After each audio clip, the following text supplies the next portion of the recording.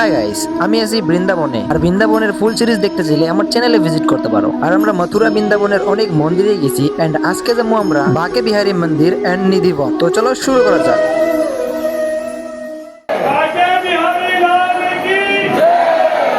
এটা হলো বাকে বিহারী মন্দির।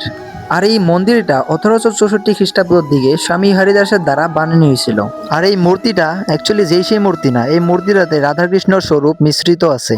আর এখন আছি আমি নিধিবনে। আর নিধিবন মানেই হলো শ্রীকৃষ্ণর নৃত্যর জায়গা। কারণটা হইলো এখানে বলে এখনো রাত্রিবেলায় কৃষ্ণ বাঁশি বাজায়, রাধা নৃত্য করে বলে মানুষের দাবি করে। আর এখানে হাজার হাজার করোড় করোড় তুলসী গাছ। আর এখানে আসলে তুমি এই বর্ডারের ভিতরেই থাকতে লাগবো, কারণ এখানে অনেক বান্দর।